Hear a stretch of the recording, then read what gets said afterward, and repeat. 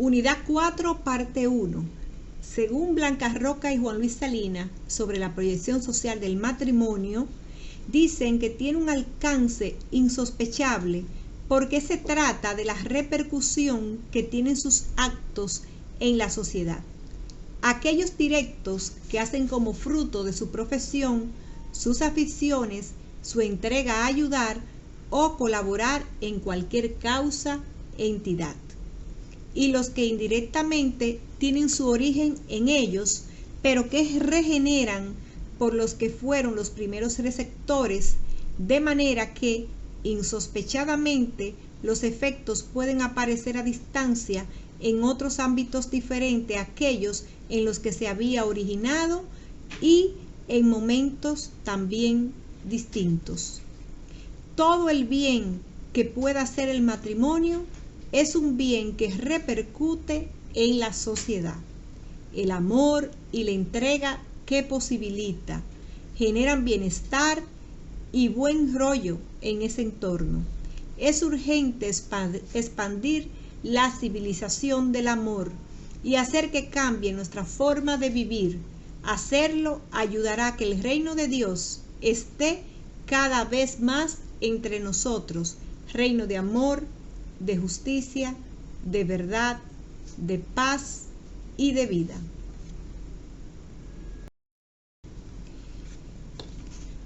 Familia y sociedad. La familia es la base de la sociedad y el lugar donde las personas aprenden por primera vez los valores que les guían durante toda su vida.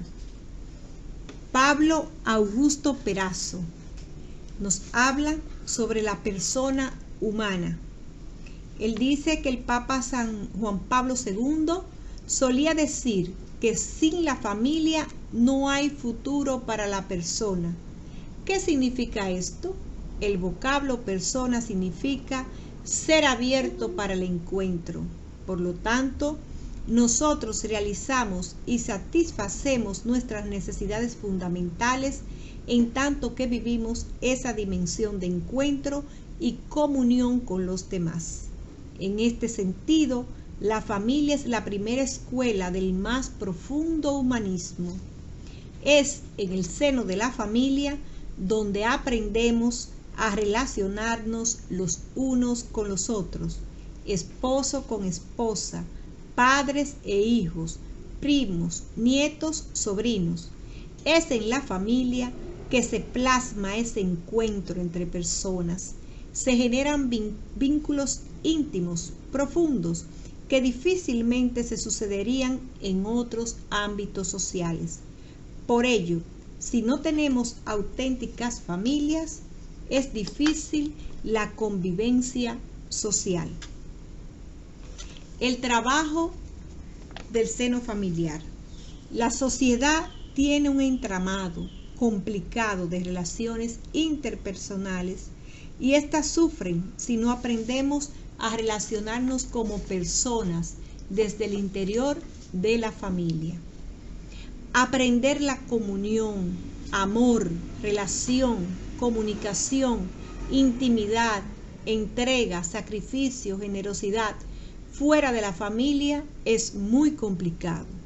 Si tomamos en cuenta la situación de precariedad y corrupción en la que vivimos, se torna muy complejo aprender estos valores fundamentales para una sana convivencia si no es desde la familia. Caminar a una sociedad feliz. La familia es uno de los únicos ámbitos, por no decir el único, donde se nos ama por lo que somos y no por lo que tenemos o hacemos. Aquí no necesitamos tener caretas ni cumplir roles. Podemos ser auténticos, lo cual es fundamental para un desarrollo sano y genuino de lo que estamos llamados a vivir. De esta forma, le damos un sentido legítimo a la vida, alcanzando así una verdadera felicidad, algo que pareciera cada vez más difícil de lograr hoy.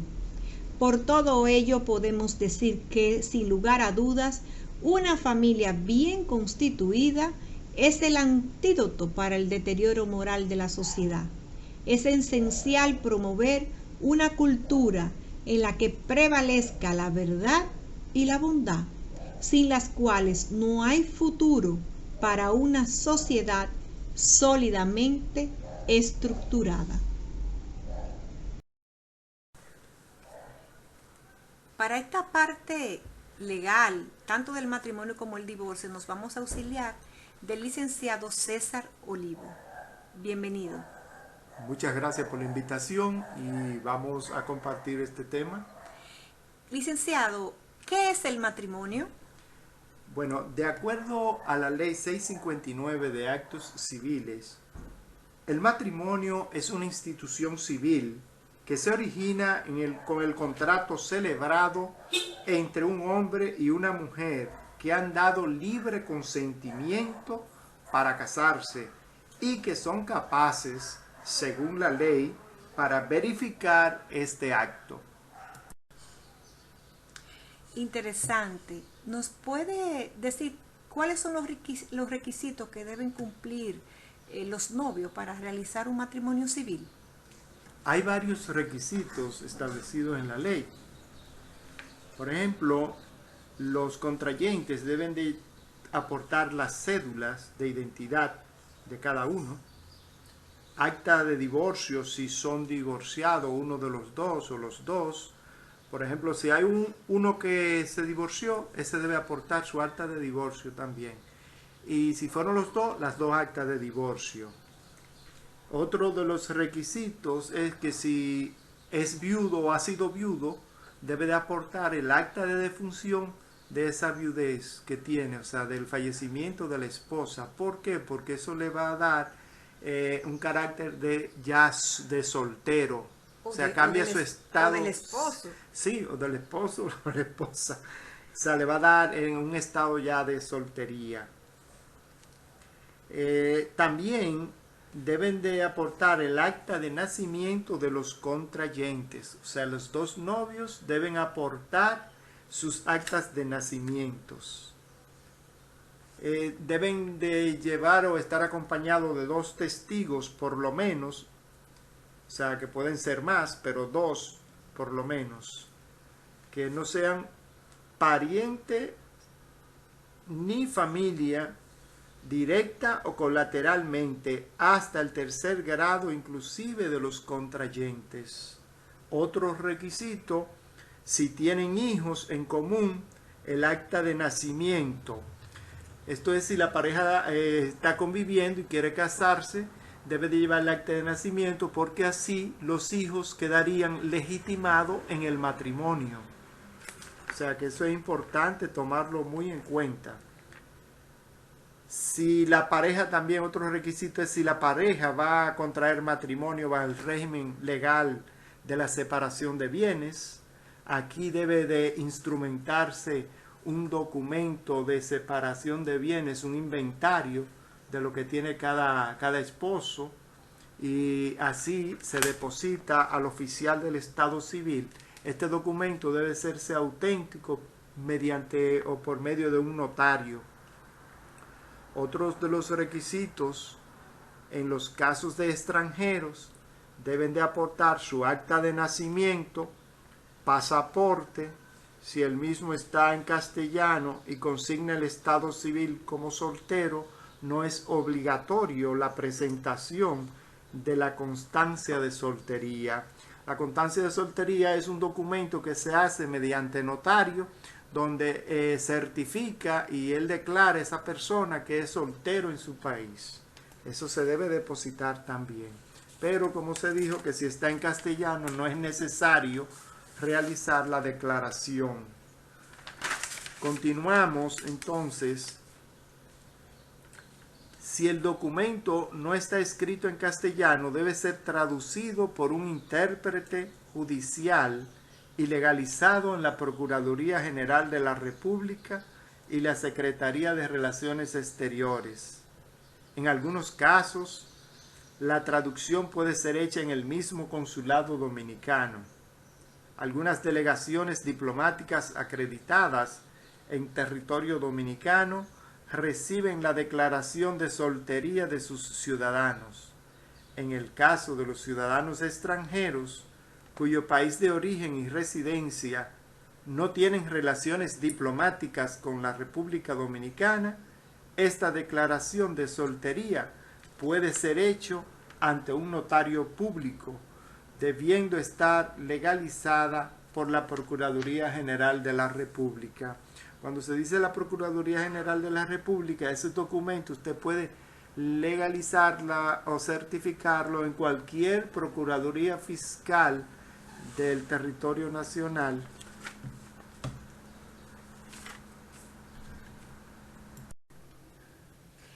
Entonces, ¿cuál es la edad para contraer matrimonio? Bueno, para contraer matrimonio, anteriormente, se necesitaba que la hembra tuviera 15 años y el varón 16. Pero si ocurría algún hecho que ameritaba ese matrimonio y eran menores de esa edad, ellos podían buscar una autorización ante el juez de paz para que celebrara su matrimonio, pero con esa autorización. Ahora no. Ahora la ley fue modificada. El artículo 56 de la ley 659 fue modificado por la ley 1-21. Entonces, el requisito esencial para contraer matrimonio ahora mismo con relación a la edad es de 18 años ambos.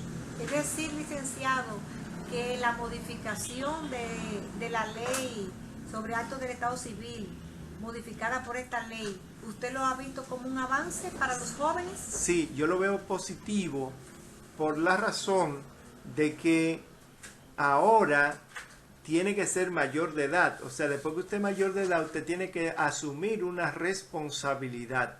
Anteriormente, cuando usted era menor de edad, no trabaja, no hace nada. ¿Con quién vivía? Con su papá y su mamá, con la abuela. Entonces eso provocaba que la situación económica de esa familia se complicara un poco en cuanto a lo económico. Y no solamente, además de lo que usted dice a la familia, a esos jóvenes, especialmente a la de sexo femenino. Sí, porque ya a ella le iba a complicar un poquito más, porque ella es la que iba a salir embarazada o sale embarazada, iba a tener el hijo, tenía que cuidarlo, tenía que tener más responsabilidad aparentemente en cuanto al hijo que nace, porque el varón salió y no tiene esa, aunque debe tener la responsabilidad igual de cuidarlo, de tratarlo, pero al sexo femenino se le complica un poquito más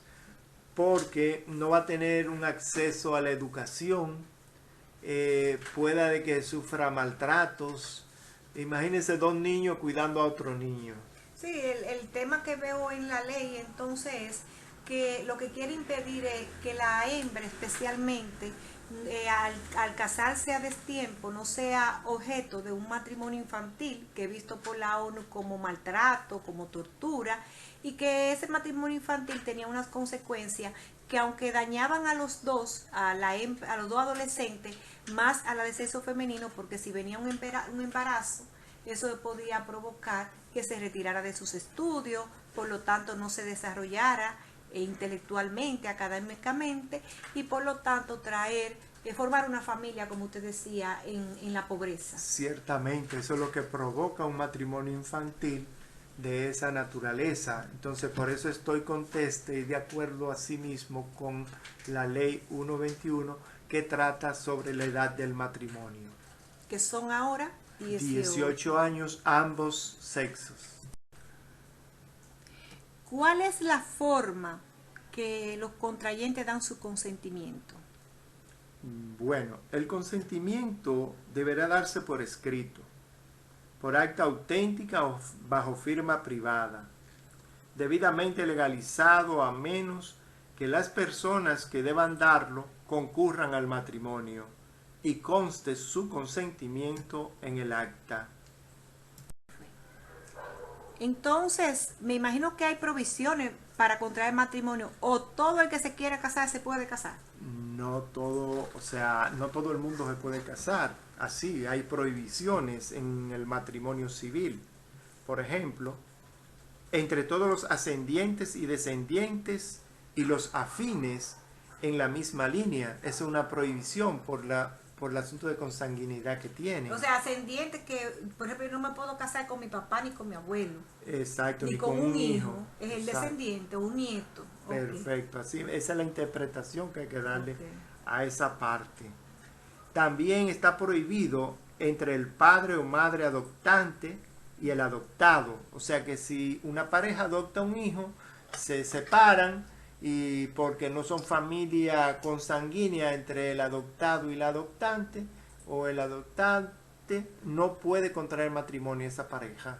¿Por qué? Porque es que un hijo adoptivo es como un hijo biológico. La ley lo ve de esa manera. Otro punto es que de prohibición es entre los que hubieran sido condenados como autores o cómplices de la muerte del cónyuge de cualquiera de ellos. O sea que si alguien, un esposo, ubica a un sicario para que mate a uno de la pareja, a una sicaria. o a una sicaria, Con esta sicaria no se puede no casar. se puede casar. Eso es lógico. Otro punto que prohíbe también el matrimonio civil es entre los hermanos. Y además, una de las partes contratantes o las dos haya sido declarado judicialmente como interdicta. Entonces, ¿qué es un interdicto? Un interdicto es una persona que le ha sido prohibida actuar en actos jurídicos, pero eso se hace legalmente, no porque yo diga ese interdicto no puede firmar, no puede hacer nada, no, tiene que ser mediante una sentencia de un tribunal de la República Dominicana. Es decir, que pierde la capacidad para ciertas actuaciones. Para contratar, para actuar en asuntos, realizar actos jurídicos, no puede. Otro punto que nos gustaría saber, ¿cuáles son las formalidades para contraer matrimonio y ante qué funcionario es competente para celebrar ese matrimonio? El matrimonio civil debe celebrarse públicamente y el funcionario competente es el oficial del Estado civil del domicilio de uno de los contrayentes. Es decir, que ese domicilio se va a asumir, si viene un extranjero a casarse aquí en el país, el domicilio que debe elegir para celebrar ese matrimonio debe ser el oficial del Estado civil a que corresponde a esa circunscripción donde vive esa persona. Sería bueno sí que se investigue antes de casarse qué oficial civil le corresponde al lugar donde vive esa persona que se va a casar.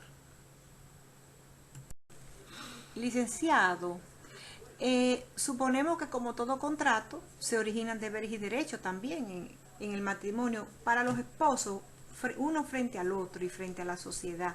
¿Qué deberes y derechos le origina el matrimonio? Bueno, en realidad hay muchos deberes y muchos derechos dentro del matrimonio, porque es un contrato que hay que cumplirlo como si fuera un contrato entre dos personas de una negociación también, que se obligan uno al otro también con deberes y derechos. Como dijimos, hay muchos deberes y muchos derechos, pero vamos a mencionar algunos de los que pienso que son lo más importante.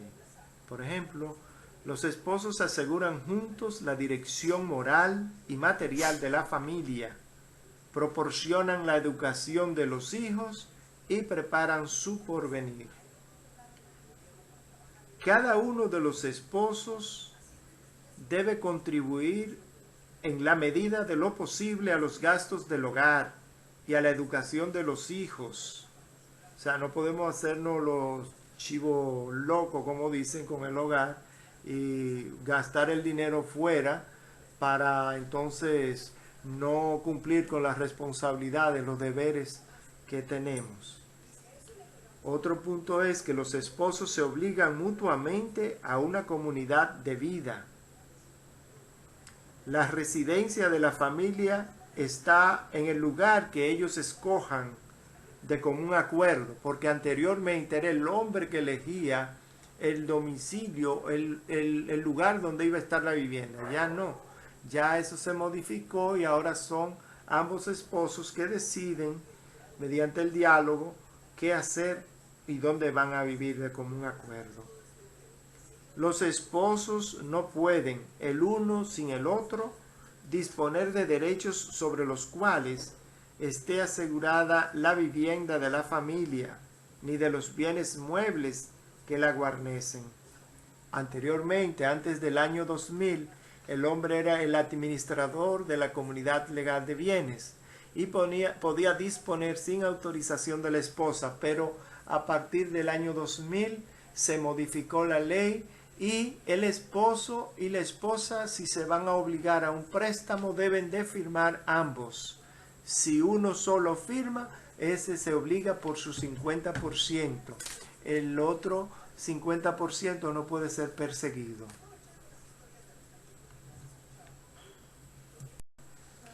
Entonces, finalmente, ya en el tema del matrimonio, sabemos que cuando los futuros esposos no se acogen a ningún régimen matrimonial, sino que simplemente contraen matrimonio, la ley le atribuye que ellos se casaron por el régimen que se conoce como la comunidad legal de bienes. ¿Pudiera usted abundarnos un poco sobre los regímenes matrimoniales?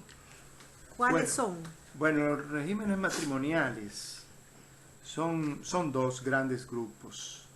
El primero es la división de bienes y la masa indivisa o común de bienes. En cuanto a la división de bienes, este se subdivide de la siguiente manera. El régimen dotal, que es un conjunto de bienes que los padres, los familiares, parientes o terceros le entregan al marido para solventar o sufragar las cargas económicas de la casa durante la vigencia del matrimonio por los cónyuges. Otro punto de ahí mismo es la separación de bienes. Ya eso lo tratamos anteriormente, lo que es la separación de bienes. Es que cada cónyuge conserva bajo dominio individual todo su patrimonio habido y por haber y por obtener, además de mantener la administración, el goce y la libre disposición de sus bienes. Es decir, vamos a ver si voy captando. Los regímenes matrimoniales se dividen en dos grupos, en la división de bienes y la masa indivisa o común de bienes. Perfecto. Usted nos ha explicado que cuando es división de bienes está el régimen total y la separación de bienes. Entonces háblenos un poco de la masa indivisa o común de bienes. Bueno, con relación a la masa indivisa o común de bienes, esta también se subdivide. Disculpa que le interrumpa, ese se refiere a cuando la pareja, en sentido general, digamos, de la comunidad legal de bienes, que no eligió. Sí, cuando la pareja no elige un régimen de la comunidad de común, o sea, un régimen matrimonial, el oficial del Estado Civil, la ley lo faculta para que le otorgue el régimen de la comunidad legal de bienes. Pero eso tiene varias modalidades. Si no lo especifica. Pero tiene modalidades. Sí, tiene varias modalidades que vamos a mencionarla nada más en este momento son muy poco usados. Por ejemplo, está la masa indivisa o común de bienes. Está también la comunidad de bienes o universal. El régimen de la comunidad de participación en los gananciales. Régimen de la comunidad de bienes reducida a los gananciales. Régimen de comunidad de muebles y gananciales. Los bienes comunes, los bienes propios del marido y los bienes propios de la mujer, el patrimonio indiviso, el activo del patrimonio común. Algo muy importante que también ahí hay que tomar en cuenta, el pasivo del patrimonio común, y hay excepciones al patrimonio común también.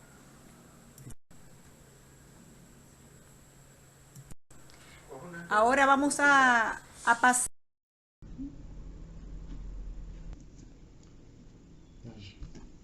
Bueno, continuemos ahora con la última parte de esta entrega. Vamos a tratar sobre el divorcio. ¿Cómo se disuelve el matrimonio? El matrimonio se disuelve de dos maneras: por la muerte de uno de los cónyuges o por el divorcio. Otra pregunta. Me imagino que hay causas, que no es porque... ¿O hay causas que la ley determina por las que una persona se puede divorciar? Sí, claro, y son específicas esas causas. Por ejemplo, tenemos la causa del mutuo consentimiento de los esposos, que cuando los esposos deciden ambos ponerse de acuerdo y realizar el divorcio, o sea, romper el contrato que los unió, porque tenemos que establecer esa diferencia también. En el matrimonio canónico, el matrimonio se ve y es un sacramento, pero en los divorcios por la vía civil, mediante el oficial del Estado Civil, es un contrato puro y simple. O sea que un contrato tú puedes romperlo en cualquier momento. Esa es la diferencia que existe entre el matrimonio canónico y el matrimonio civil. Entonces, la ley, que es la que estipula con relación al divorcio del matrimonio civil, establece que por mutuo consentimiento los esposos pueden romper el contrato. También hay otra causa, que es la incompatibilidad de caracteres, justificada por hechos cuya magnitud trasciende al orden público. La pareja ya no se sienten felices. Son situaciones que causan la infelicidad de la pareja. Otra de las causas que existen también es la ausencia decretada por el tribunal. Eso está establecido en el Código Civil, cuando se puede decretar la ausencia de una persona, el adulterio de cualquiera de los cónyuges, la condenación de uno de los esposos a una pena criminal. Esta no podrá pedirse el divorcio por esta causa si la condenación es la sanción de crímenes políticos. O sea que si hay una sanción de crímenes políticos no se puede pedir el divorcio por esa parte. Otra de las causas es las sevicias o injurias graves cometidas por uno de los esposos respecto del otro. Y por último tenemos el abandono voluntario que uno de los esposos hace del hogar. Y la última es la embriaguez, que es habitual de uno de los esposos, o uso de estupefacientes inmoderado, de drogas y el alcohol junto también. O sea, eso da motivo a que el contrato se rompa. Me imagino que de todas esas causas, quizá hay algunas que son más preferibles.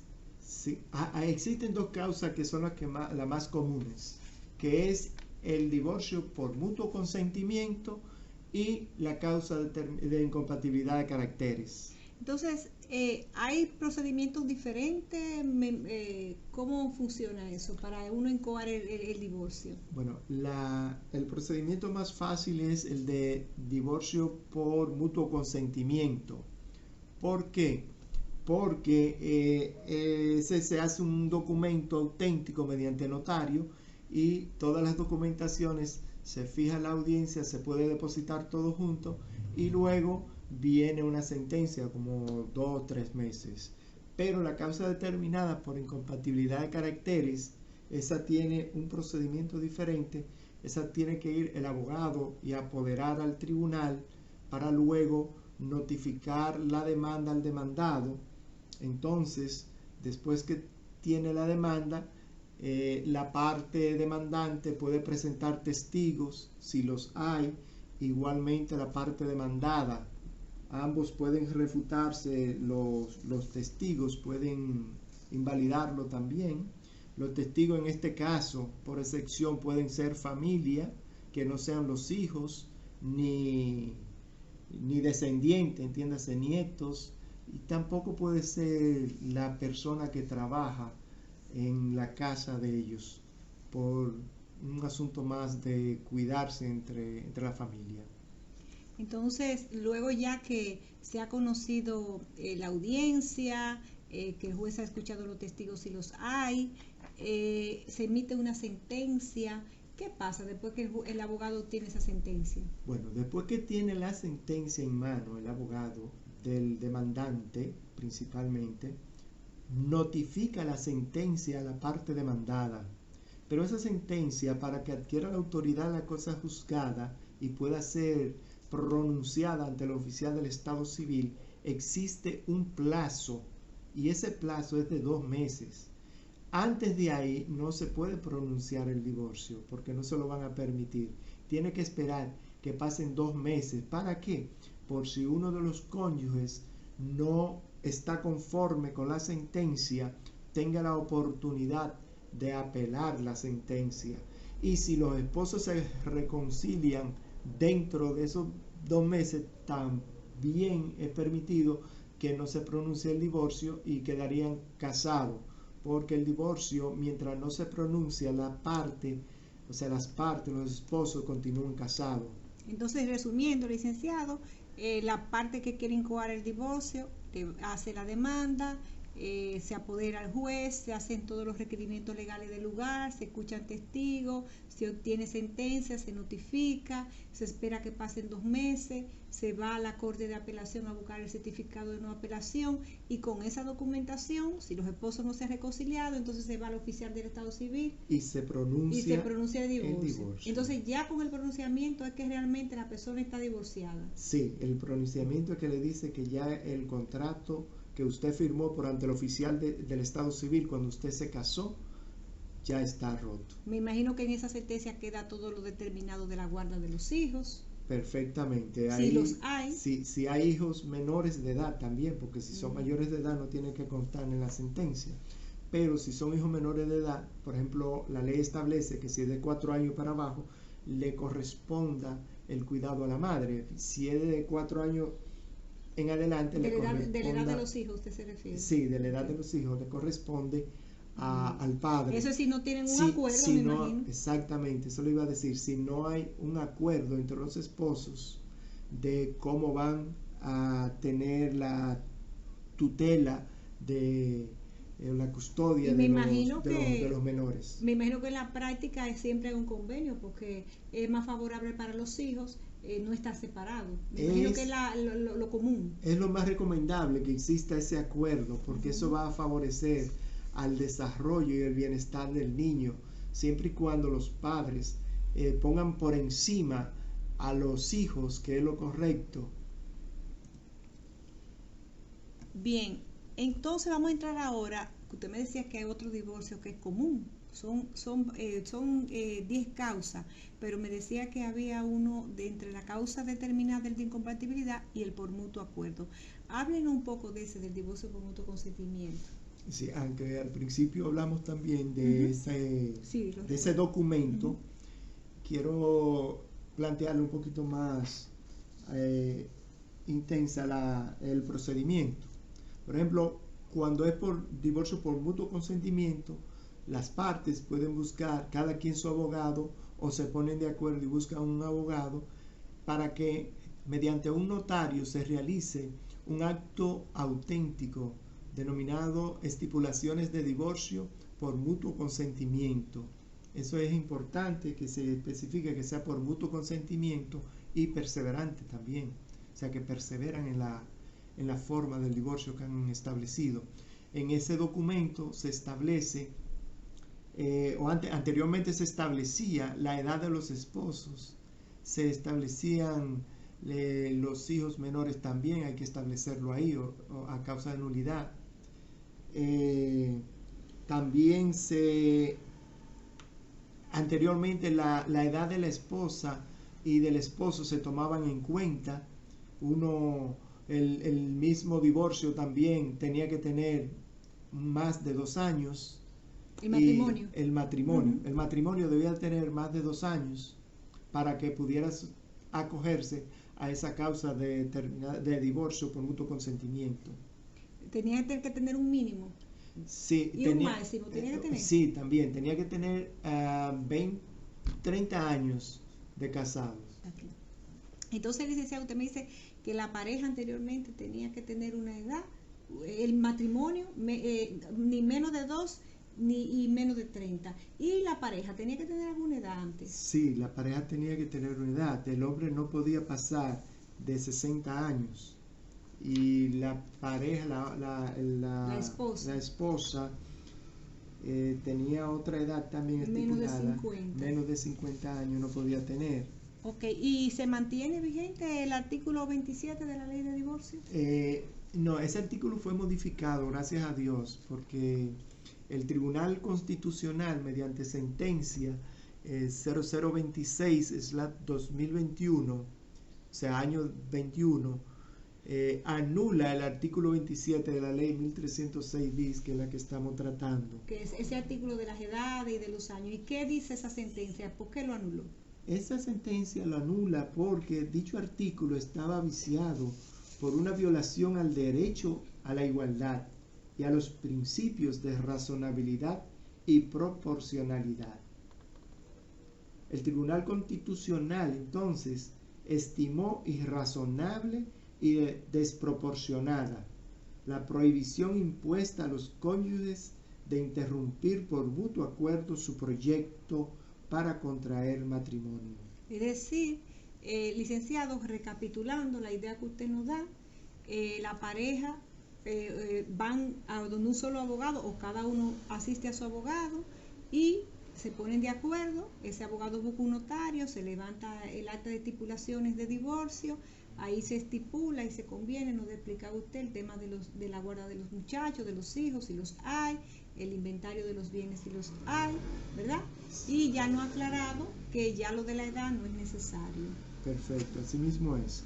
Siempre y cuando hayan bienes disponibles en la comunidad, o se haya creado una comunidad legal de bienes en el mismo acto o por acto separado también, pero es más conveniente porque van a resolver el conflicto inmediatamente si lo hacen en las estipulaciones de divorcio.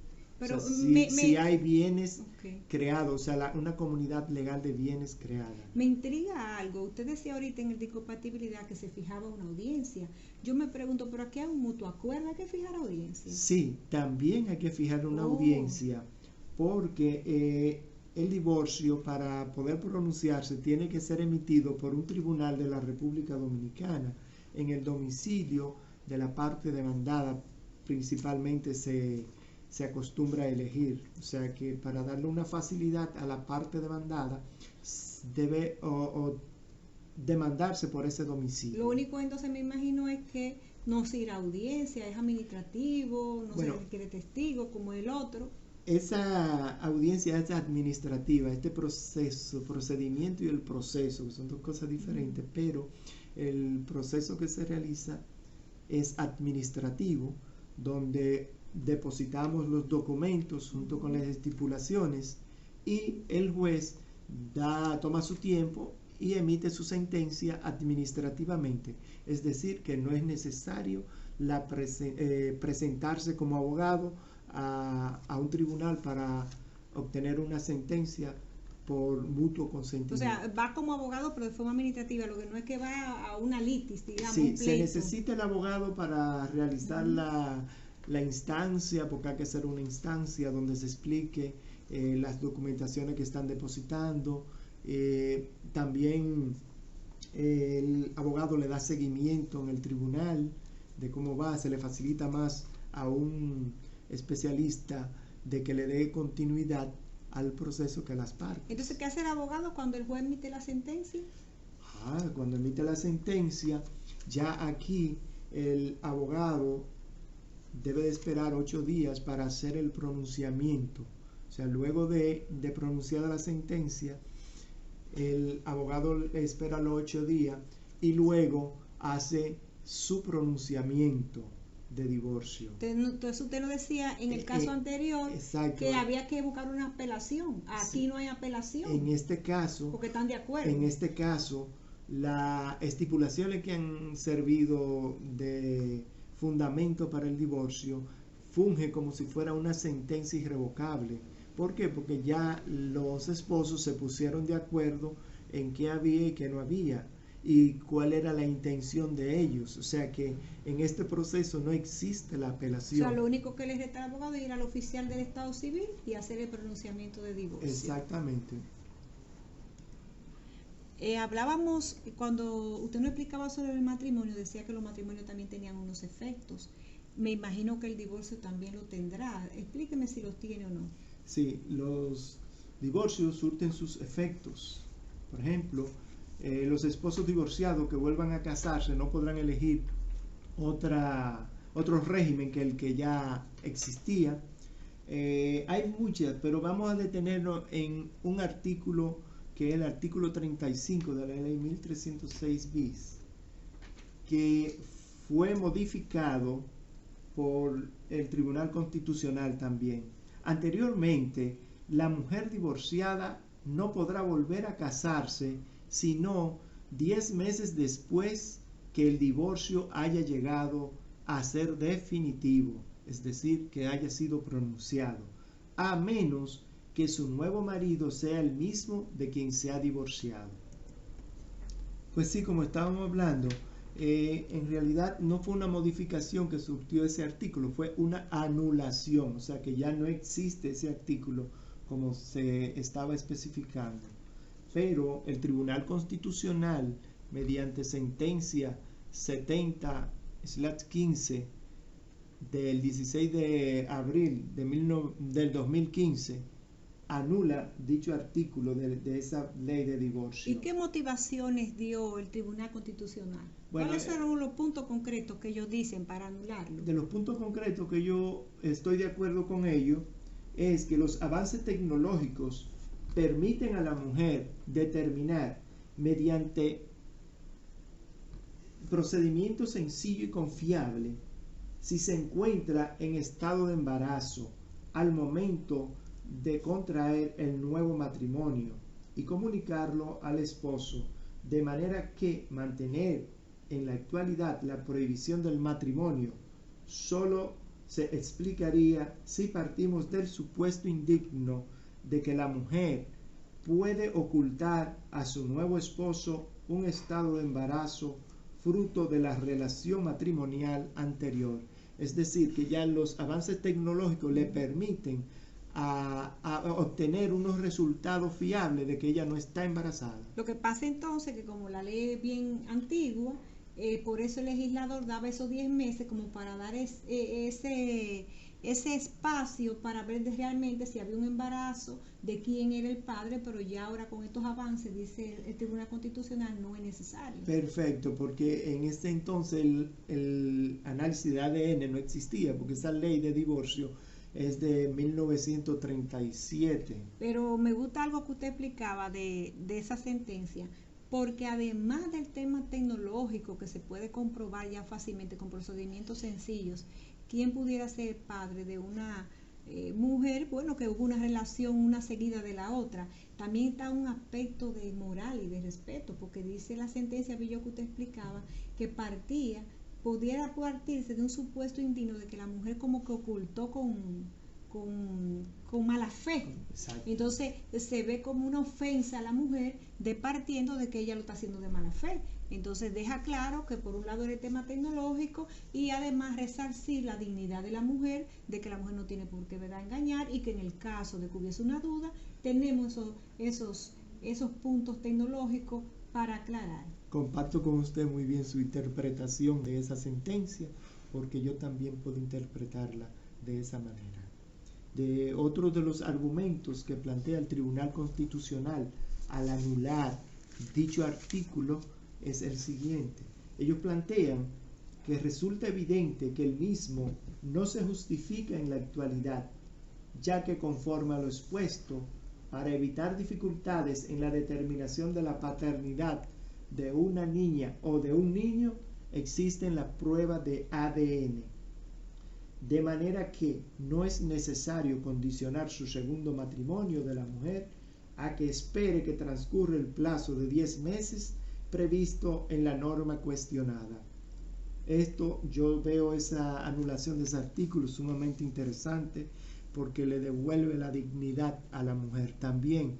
Y el mismo hombre también no se siente como perturbado de si es mío o no es mío, si es del otro matrimonio o qué. O sea, ya si entre los dos se ponen de acuerdo, hace su prueba de ADN y ahí quedó resuelto el problema. Y por eso fue que anularon ese artículo 35. Bueno, licenciado, gracias por este recorrido legal que usted nos ha dado, tanto por la legislación civil del matrimonio y del divorcio, sus conceptos, sus clasificaciones, sus efectos, las sentencias más recientes del Tribunal Constitucional. Ha sido muy enriquecedor tenerlo aquí presente, así que muchas gracias por su participación, licenciado Cero Olivo, y lo comprometemos desde ya a que en un próximo encuentro usted pueda compartir con nosotros sus conocimientos. Muchísimas gracias a ustedes y ha sido un placer compartir con ustedes. Estamos a su orden, cuando usted lo crea conveniente, estaremos.